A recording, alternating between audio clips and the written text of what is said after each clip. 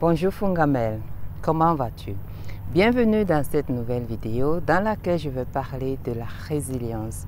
Peut-être toi qui regardes cette vidéo, tu es en face en ce moment d'une situation dans laquelle tu ne sais plus comment avancer et peut-être quelqu'un de ta famille qui aurait reçu une mauvaise nouvelle au niveau de la santé, le cancer ou bien une maladie quelconque inguérissable ou alors au niveau du travail où tout bascule quoi. Tu penses que tout le monde ou bien la terre entière te tombe sur la tête et tu te retrouves en train de résister à cette situation et être en même temps exaucé, c'est-à-dire fatigué, vide, n'est-ce pas?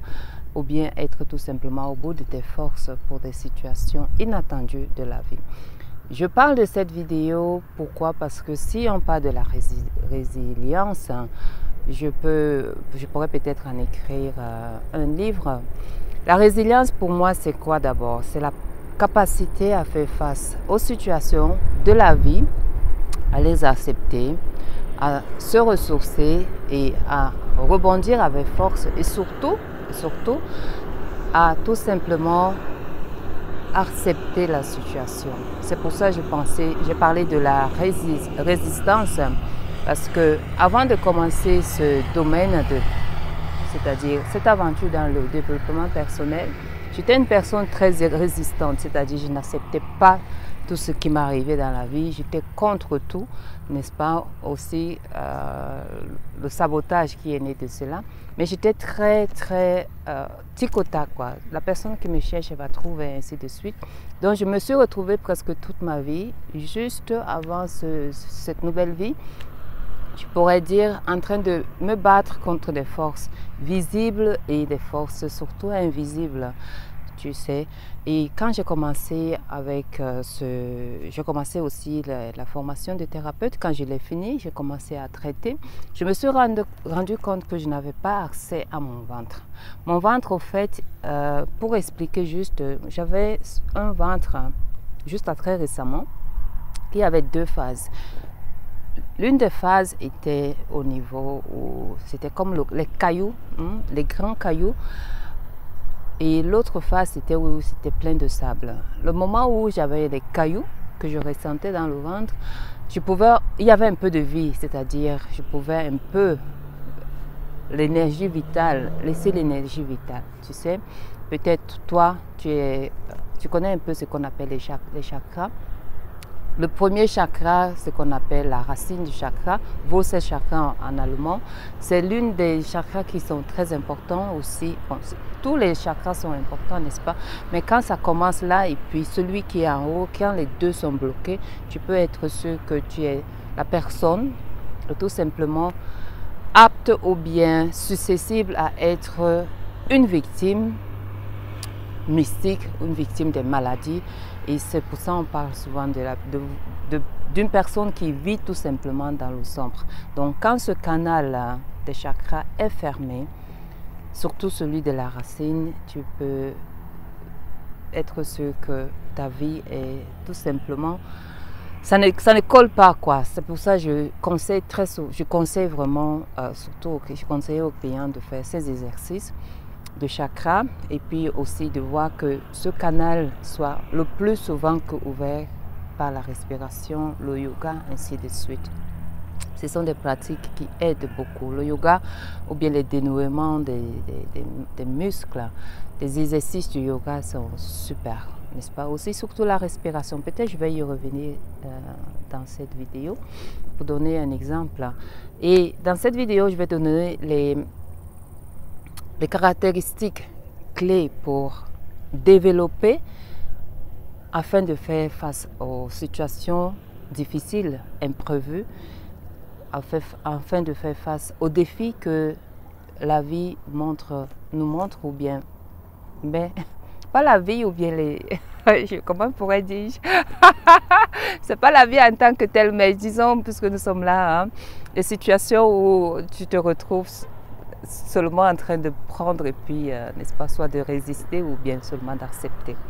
C'est pour ça que je vais partager quelques conseils aussi Mais ce que je vais plus mettre l'accent, je vais plutôt parler des les clés. Parce que je suis convaincue que, comme Michelle Obama l'a aussi très bien dit dans son livre Becoming, elle est devenue, n'est-ce pas, elle s'est préparée pour être la première femme noire américaine, n'est-ce pas? Elle s'est préparée, la vie l'a préparée, les situations de la vie, comme elle explique très bien dans son livre, l'ont préparée à cela. Donc elle n'est pas née, elle n'est pas, du jour au lendemain, elle ne s'est pas réveillée et est devenue la première femme noire américaine. Elle s'est préparée. C'est pour ça que je crois aussi, comme on le dit très souvent, la préparation est très importante. La préparation vaut c'est la vie, quoi. C'est très important d'être préparé. C'est pas qu'on attire, on souhaite que ces situations arrivent, mais quand tu sais que tu es préparé, ça t'évite beaucoup de souffrance et puis ça t'évite aussi de perdre ton énergie dans des choses inutiles dans la vie, alors que tu pourrais canaliser cette énergie pour, n'est-ce pas, suivre ta vision, accomplir ta mission et surtout être, n'est-ce pas, à l'aise, avoir une vie épanouie et tout ça, n'est-ce pas? Et puis il y a des personnes qui sont face à des situations difficiles, mais elles réagissent différemment que d'autres personnes qui, n'est-ce pas, résistent. Moi, j'ai été dans la résistance pour revenir avec mon ventre pendant des années, justement parce que je ne sentais pas mon ventre. J'ai été en Suisse, j'ai fait des examens, on m'a dit de prendre des médicaments. J'ai refusé de prendre ces médicaments, pas seulement à cause de la résistance, parce que je n'ai pas...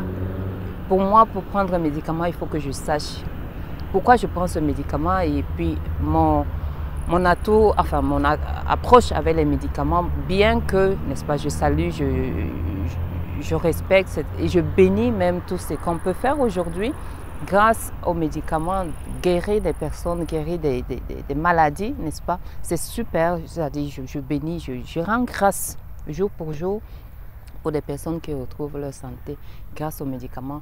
Sauf que pour moi, et juste en passant, tu sais, si tu ne crois pas en quelque chose, même si tu le prends, ça ne va pas t'aider. Donc il y a aussi ça aussi. Donc mon approche avec, surtout quand on me disait, on ne sait pas madame, essayez ceci, essayez cela, j'ai dit non. Je suis allée voir, puisque j'étais déjà dans la médecine traditionnelle, je suis allée voir un spécialiste qui, c'était le meilleur ici en Suisse, dans la médecine traditionnelle chinoise, le TCM comme on l'appelle. Et là, on a fait des exercices, les séances, on a eu plusieurs séances. Mais il m'a dit, madame, là, je ne peux pas vous aider. Alors, il fallait que je continue à me battre. Tu sais, je crois que tout être doit se battre pour sa santé. Que ce soit la santé mentale, ou qui est encore très difficile à guérir parce que, tu sais, la plaie, on peut mettre le pansement et c'est bien. Et puis, le corps fait son travail, n'est-ce pas? Ou bien quand tu te casses quelque part, le corps, il est magnifique, il est phénoménal, les os vont se retrouver, tu vas guérir. Mais quand tu as une maladie, la mentale, où personne ne peut d'abord comprendre, et surtout peut-être toi tu ne comprends pas, comme la dépression et le burn-out dont nous avons partagé récemment sur notre page Fongamel Beauté, c'est très très difficile. Donc quand une personne ne sait pas de quoi vous souffrez, quand toi-même tu ne sais pas de quoi tu souffres, il faut vraiment que tu fasses tout pour chercher la solution pour ton bien-être. La première chose pour moi, pour chaque être, il faut, pour accomplir ta mission, mais je veux dire, tu as incarné, tu as fait tout pour incarner et tu es là maintenant. Donc tu dois te battre pour ton bien-être intérieur et extérieur. C'est très important. Quand tu es en bonne santé, tu peux tout accomplir dans la vie. Ce n'est pas au niveau du lit que tu pourras accomplir les choses que tu souhaiterais avoir. Et tu sais, on ne souhaite pas je ne souhaite à personne d'être dans un état à l'hôpital et être en train c'est très très difficile. Donc moi, je me suis dit, il faut que je regarde pour mon ventre. Quand j'ai reçu ce résultat de ce monsieur, j'ai attendu quelques années. Et en 2018, je suis allée voir Joao. En 2018, quand j'ai commencé ce mouvement de veille, en regardant de nouveau les réseaux sociaux, en me connectant de nouveau avec d'autres personnes, je suis tombée sur une vidéo grâce à Madame Oprah Winfrey, à qui j'envoie beaucoup de bénédictions. Oui, il faut toujours donner à César ce qui appartient à César, c'est très important pour s'élever les uns des autres.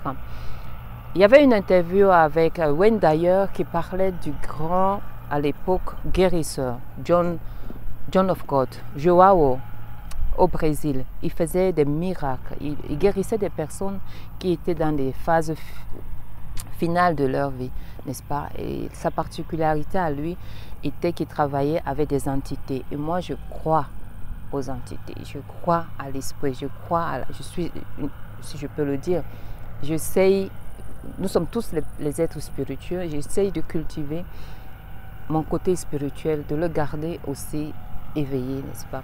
Donc, je suis allée le voir et je voulais qu'il opère mon ventre parce que sa particularité avec lui, c'était qu'il opérait avec ses entités ouvertes, c'est-à-dire il pouvait guérir sans comme on le fait dans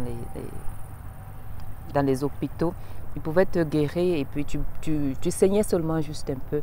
Et puis c'était ça quoi. Mais la guérison était là, le mal était là. Il guérissait des personnes avec des cancers au niveau très avancé, ainsi de suite. Donc je suis allée le voir, je voulais qu'il opère mon ventre ou bien qu'il me guérisse. Et au niveau, quand c'était mon tour, parce que tu sais, il y avait quand même... c'était des milliards de personnes qui l'a guéri. Hein. Des milliers de personnes, des milliards qui allaient là-bas et des milliers qui l'a guéri. Des millions de personnes qui l'a guéri. De millions, n'est-ce pas? Il a commencé depuis son jeune âge et si tu imagines, jusqu'à récemment. Donc, au moment, quand c'était mon tour, il y avait un traducteur, c'était une préparation. Il m'a dit, préparation dans le sens où tu devais dire au traducteur ce que tu voulais. Et la personne lui a expliqué et il a dit non, je ne peux pas toucher à ton ventre, mais je vais t'opérer là parce qu'il voulait renforcer mon côté spirituel. Et il a dit peut-être ça pourrait aider avec ton ventre.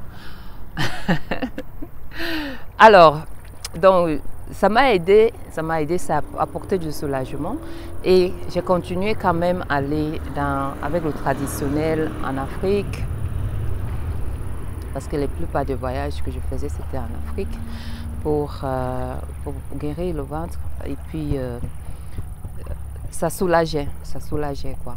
Jusqu'à récemment grâce aussi au développement personnel, aussi à la compréhension de cesser de la résistance et d'accepter les choses. Il y a une belle citation d'une âme, je ne sais pas, qui dit en anglais « Lord, grant me the serenity to accept the things I cannot change, the courage to change the things I can, and the wisdom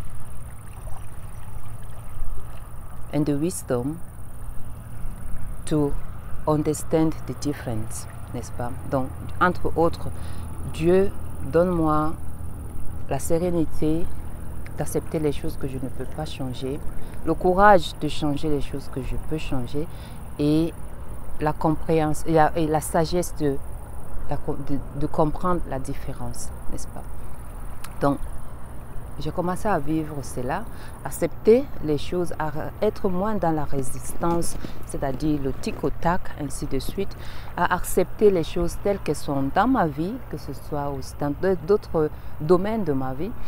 Et aussi, grâce à cela, j'ai commencé à laisser plus surrender, tu vois, un peu, à être plus légère, tu sais. Et aussi, surtout, tu sais, quand tu vis dans cet état de résistance, il n'y a pas de vie qui vient, n'est-ce pas? Tu es toujours, c'est ce qui était dans mon cas, j'étais toujours comme ça, j'étais toujours tensionnée, tu vois. Et quand j'ai commencé à accepter les choses, accepter ne veut pas dire, Fongamel, que être d'accord avec ce qui se passe dans ta vie. Non. Non. Tu peux ne pas être d'accord. Tu dois ne pas être d'accord. Mais aussi, surtout, accepter. Accepter que la vie est faite ainsi et que dans la vie, la seule constance, c'est le changement. Il y a toujours, comme j'ai dit au début, tu peux te réveiller le matin, tu te réveilles avec une situation inattendue, imprévue, et au lieu de résister, ce qu'on fait souvent, ce que moi aussi je faisais souvent, justement dans la résistance, envoyer, dire ces gens-là qui m'ont fait ça, étant enfant, ainsi de suite, je vais les, tu vois. J'étais tout le temps dans la résistance. Et pourquoi Dieu ne m'aide pas? Pourquoi le monde ne m'aide pas? Pourquoi ça? J'étais plus dehors que dedans, qu'en moi. Parce que quand tu es dans la résistance, et il faut, n'est-ce pas, te rappeler, ou bien c'est une bonne pensée qu'on dit, quand tu résistes à quelque chose, tu amplifies la chose, c'est-à-dire tu élargis la chose. Quand tu tapes tout le temps sur quelque chose, tac, tac, tac, tu donnes toute ta force à cette chose-là. Et surtout les forces invisibles, n'est-ce pas? Tu les donnes, comment tu peux, surtout la plupart du temps, c'est des groupes qui viennent, n'est-ce pas, t'attaquer. Et quand tu es dans la phase de résister, de taper, et ainsi de suite, inconsciemment ou bien sans préparation, tu vas t'épuiser, quoi, tu perds tout ton temps.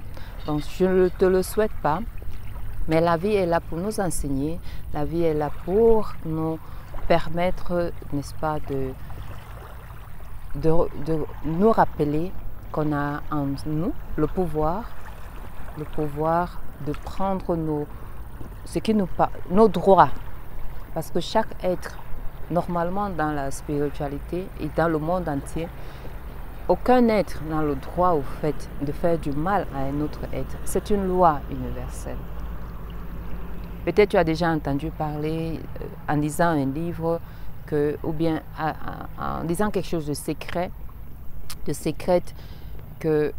ou bien une portion magique, c'est toujours recommandé de l'utiliser pour le bien des autres.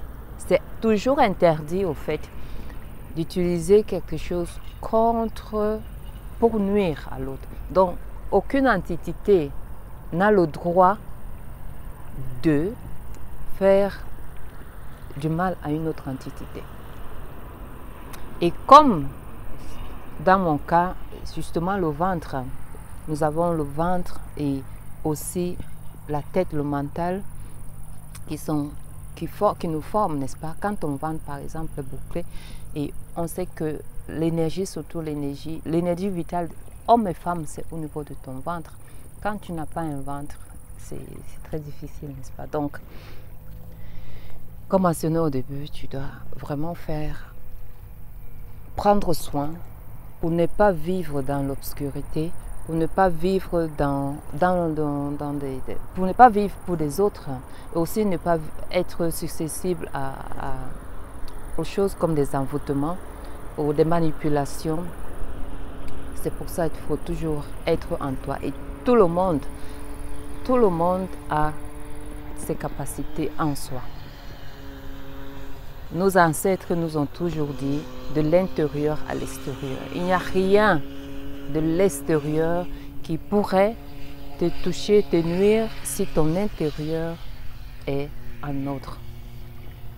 Que ce soit ton intérieur niveau santé et surtout tes vibrations, tes pensées, ainsi de suite. Si tu es une personne qui fait des mauvaises choses, ainsi de suite, ton intérieur est gâté. Alors, de toute façon, tu sais que tu vas toujours être manipulé, ainsi de suite. Mais si tu es une personne qui est à l'aise, tu es dans ton temple, ton esprit est dans ton temple, qui est ton corps.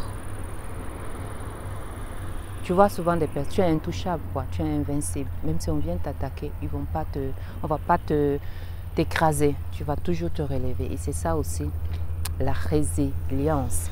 Pas la résistance, mais la résilience. Avoir la possibilité de rebondir après des des épreuves difficiles de la vie, des épreuves dévastatrices de la vie et rebondir avec force, vitalité et comme un nouveau-né, quoi. En tout cas, c'est ce que je te le souhaite. Maintenant, je vais partager, si tu le permets, la vidéo. Je vais juste les clés. Peut-être les conseils, je vais aussi les donner, mais je pense que les clés sont importantes. Les caractéristiques clés, la persévérance. La persévérance, c'est-à-dire continuellement, n'est-ce pas? Exceller, faire ce que, suivre ta vision. Si tu es peut-être maintenant, tu te retrouves en face tu es dans l'entrepreneuriat ou bien tu as un projet qui a été du jour au lendemain, n'est-ce pas, bousillé. Tu reviens en toi, tu gardes, tu as ta vision, tu sais où tu veux aller et tu commences ou bien tu continues à persévérer dans ce que tu as déjà commencé à faire. La flexibilité, avoir la flexibilité, c'est développer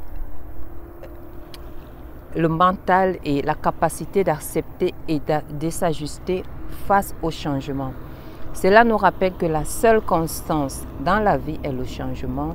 Pratique la flexibilité mentale et développe de nouvelles compétences en apprenant de nouvelles perspectives et étant ouvert aux ajustements nécessaires dans les situations difficiles. La deuxième clé que je partage, c'est l'optimisme. Être optimiste dans la vie, cultiver la pensée positive, aide à construire une attitude positive et en te concentrant sur les aspects encourageants et des solutions possibles plutôt que sur les problèmes. La pratique de la gratitude peut aider à renforcer l'optimisme. Les problèmes, toujours, c'est comme la résistance. Quand tu te dis toujours, ça c'est un problème, ça c'est un problème, bah, tu l'agrandis. Mais quand tu changes, tu dis, ah, c'est une situation, qu'est-ce que la vie veut m'enseigner par là? Et en mettant la gratitude, merci. Merci pour ce paquet. Je ne sais pas ce qu'il y a dedans, mais merci. Hein? Ça peut être la santé, n'est-ce pas, un diagnostic, ça peut être le travail, ça peut être un amour que tu te réveilles et puis tu te retrouves enfin avec un inconnu ou bien une personne inconnue ou bien ton mari t'annonce quelque chose à laquelle tu ne t'attendais pas ou bien ton bien-aimé, n'est-ce pas? Tout ça peut arriver sous le soleil. La gestion du stress. La gestion du stress, en parlant de cela, c'est, comme j'ai mentionné au début, ça passe par tout simplement canaliser ses énergies, n'est-ce pas? Nous, plusieurs d'entre nous, moi aussi j'y étais, surtout quand j'étais dans la résistance. Quand tu es dans la résistance, tu es dans le stress, c'est-à-dire tu es toujours prêt à, n'est-ce pas? Par contre, quand tu es en toi, la respiration, la situation qui vient, tu l'attrapes tout simplement. Tu ne la donnes pas comme ça, tu l'attrapes. Et gérer le stress veut dire tout simplement quand il y a même pendant une conversation, quelqu'un te dit quelque chose que tu ne supportes pas, au lieu de commencer à avoir la guerre, à te disputer, tu reviens à toi, tu fais la respiration, tu respires.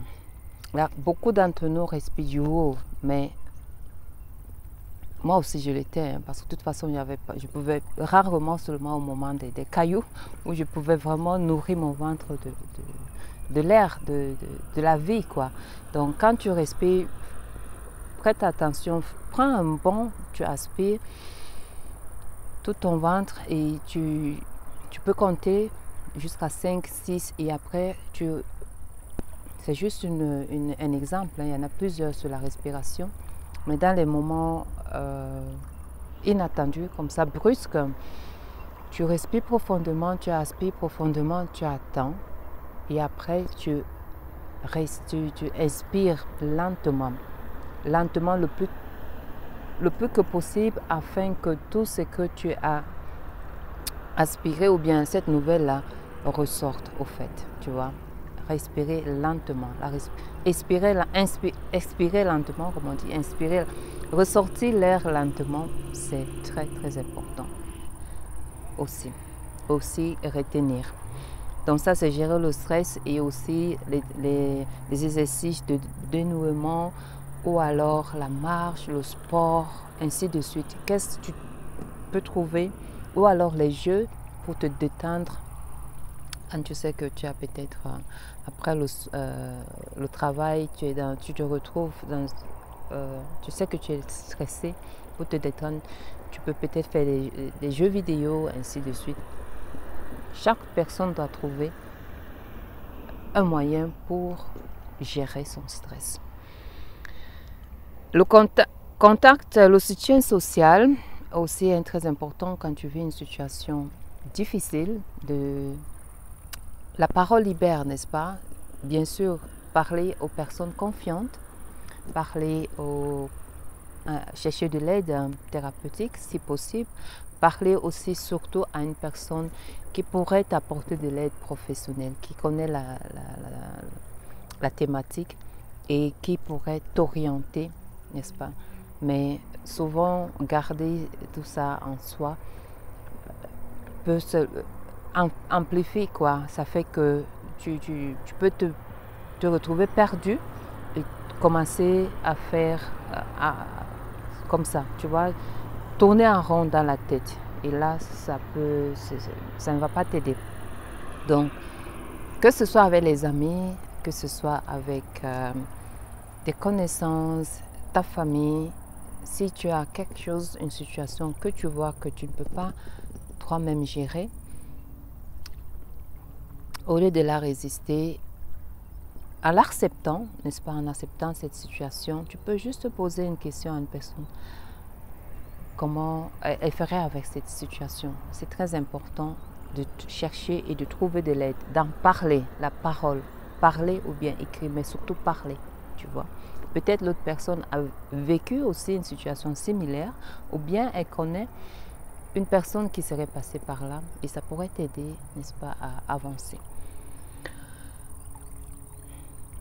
Prendre des échecs comme apprendre des échecs et des obstacles. Comme j'ai parlé, apprendre des échecs, ça veut dire quoi? Toujours se dire, c'est pour ma maladie maintenant, n'est-ce pas? Pour ma maladie, c'est pas ma maladie, n'est-ce pas? Pour ce que j'ai vécu avec mon ventre. Maintenant, j'ai appris beaucoup de choses et puis surtout, j'ai pris cela comme... Ça m'a aidé, quoi.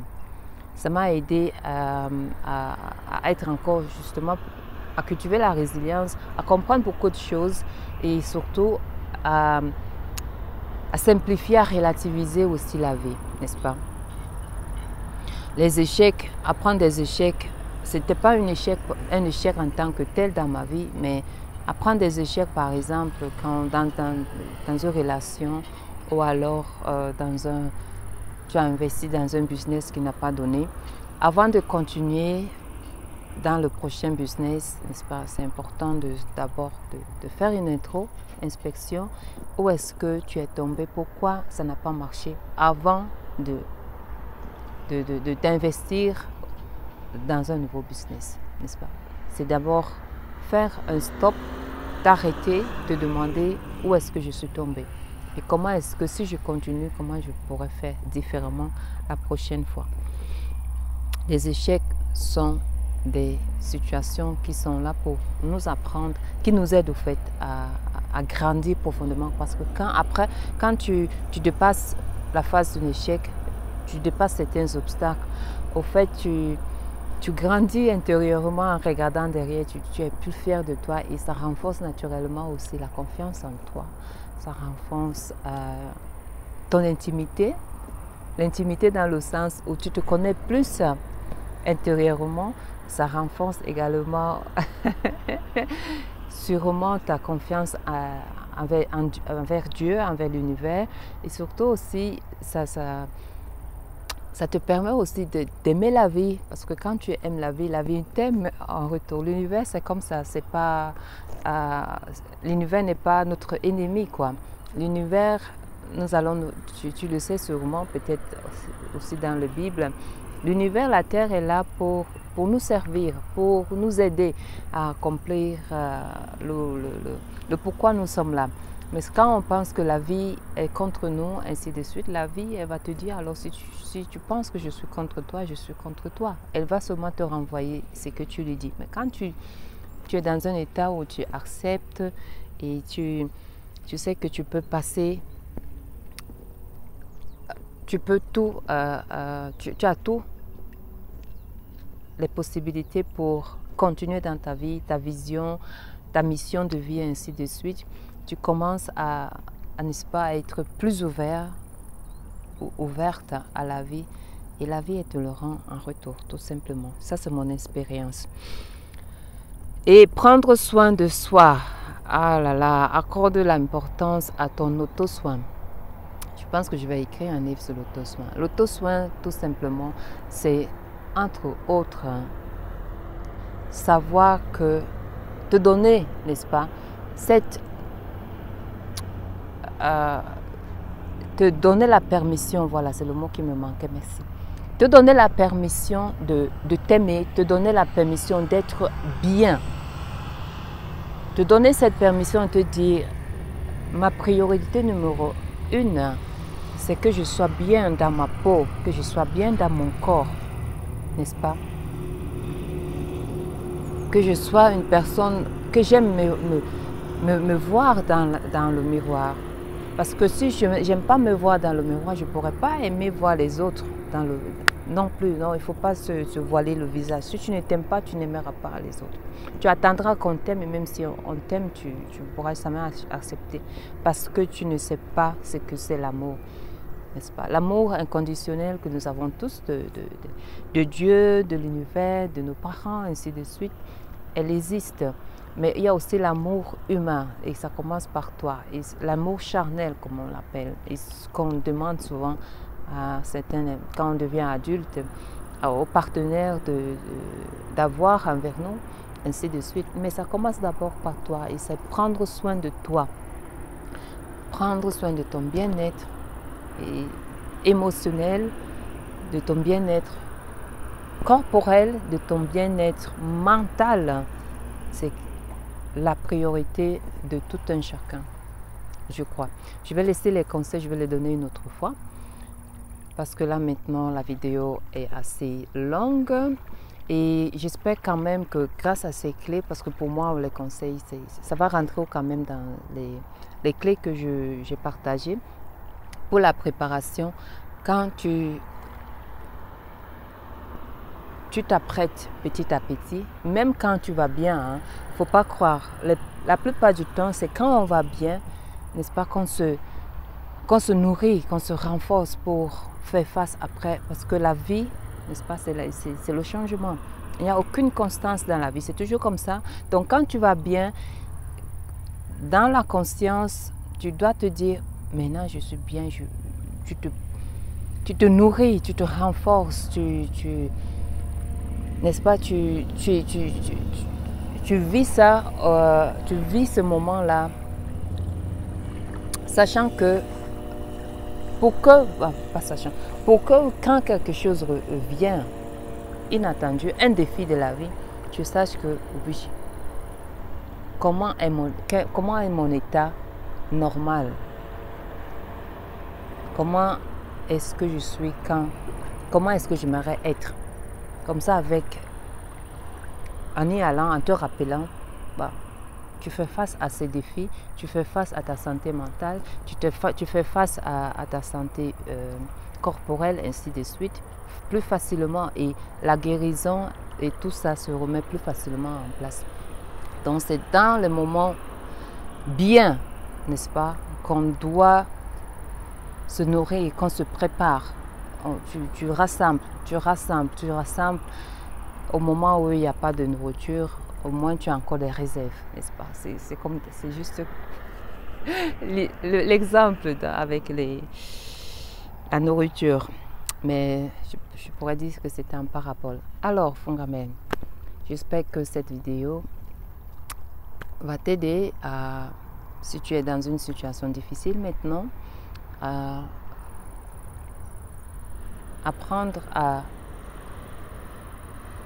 mettre la résistance à côté, à cultiver la résilience, à faire preuve de résilience par les clés que j'ai partagées, n'est-ce pas?